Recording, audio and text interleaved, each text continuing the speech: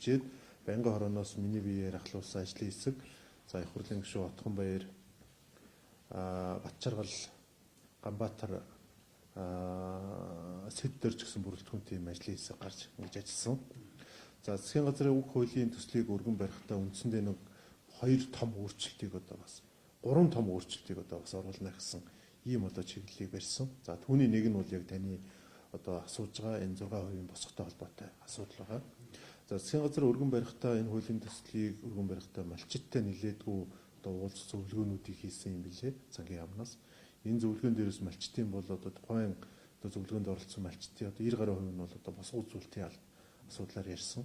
Үнэхээр ч одоо сум орон нутагт ажиллаж байхад энэ даатгалын босго үзүүлэлтүүдийг тодорхой хэмжээнд бууруулах шаардлагатай гэдэг зүйлийг бас ярьдаг. За ингээд ажлын хэсэг бол өнгөрсөн одоо чуулганы одоо намрын чуулганы завсарлагаар бас яг одоо малчиттай бүр баг дээр нь очиж уулзалтуудыг зохион байгуулахад мөн л ялгаагүй энэ босго үзүүлэлтийг багасгах ийм зүйлүүдийг бас өргөн барьж ярьж ирсэн байна. Тэгэхээр яг хуулийн төсөлд өргөн барьсан босго үзүүлэлтэн дээр засгийн газрын төсөл дээр юу гэж орж ирсэн гэхээр ер нь бол уян хатан байна. Засгийн газар одоо 3 жилдээ тогтооно гэдэг ийм төсөл орж ирсэн.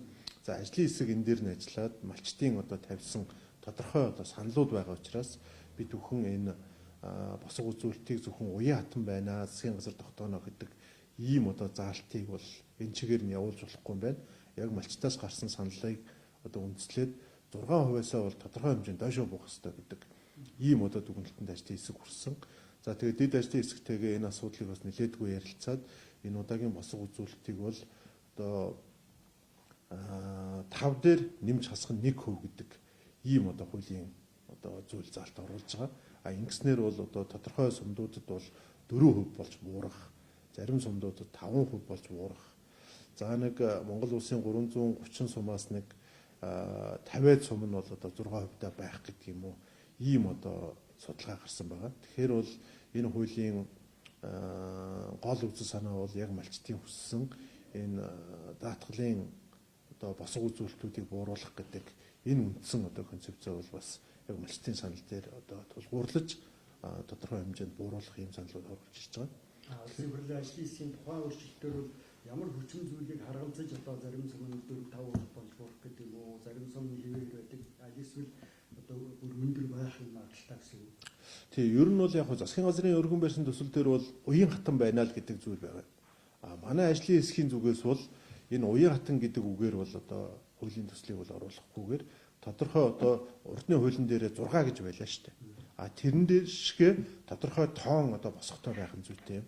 Тэр нь гэхдээ малчтын хүсэлтээр тулгуурлаад одоо доошоо байх хэрэгтэй юм гэж ингэж үзэж байгаа. Тэгэхээр манай одоо дэд ажлын хэсгийнхний за үндсийн давхар даатгалын тооцоолсноор бол Монгол улсын 330 сумын нэг 160-аад нь бол одоо 4% руугаа 100 одоо 20-од нь бол одоо 5%, за зарим сумд нь одоо нэг 50-аад сум бол 6% гэж ингэж одоо тогтохоор байна гэсэн юм зүйл байгаа. Нөгөө талдаа энэ 6% гэдэг бол нөгөө аймагуудын одоо малын хоригдлын дүнг аваад улс даяараа 6% байдаг гэсэн бол энэ одоо хуулийнхаа төслөөр бол одоо сум болгоноор одоо хоригдлын мэдээг гаргах ийм одоо заалтууд бас орж байгаа.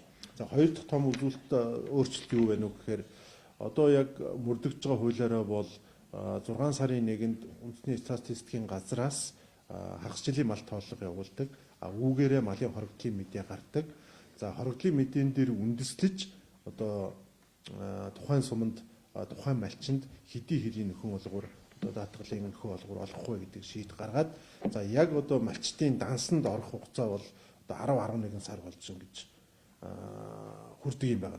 Тийм учраас энэ даатгалын нөхөн төлбөрийн олгох хугацааг жоохон урагшлуулад яг одоо мал ядарч эхэлж явах үед одоо он гараад шууд олгох, урчилж олгох ийм зүйлүүд рүүгээ бас орж байгаа. Үүний цаана бас нэг асуудал үүсэх нь урьдчилаад ингээ авчгаар малын хоригдол одоо юу гэдгийг цагаан сарын ард дээр одоо өшөө нэмэгдээд ирүүл яах вэ гэдэг ийм асуудал үүснэ.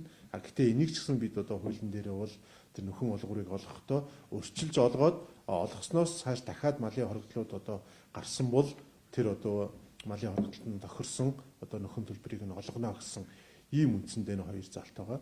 Гурав дахь нэг заалт нь бол одоо засгийн газраас оруулж ирсэн заалт бол нөгөө малчтын даатгалд хамрагдалтыг нэмэгдүүлэх зорилгоор ер нь төрөөс үзүүлж байгаа хөнгөлтөө зээл тусламж олон зүйлүүдэд хамрагдахын тулд одоо малын индэлцүүлсэн даатгалд одоо зайлшгүй одоо даатгуулах ёстой гэсэн ийм одоо хуулийн заалт орж ирсэн.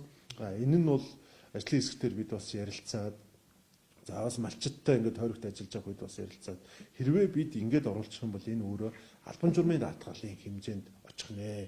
Одоо нөгөө эрүүл мэндийн даатгал шиг автомашины даатгал шиг ийм албан журмын даатгал руу орчих гээд байгаа учраас энийг нь бол одоо нэг удаадаа бол хасхан зүйтэй юм аа гэсэн ийм одоо өөрчлөлтүүд орж за энэ одоо пүрэв гаригийн чуулганы нэгдсэн хуралдаанаар орох болоод байгаа. Ер нь бол одоо жил дунджаар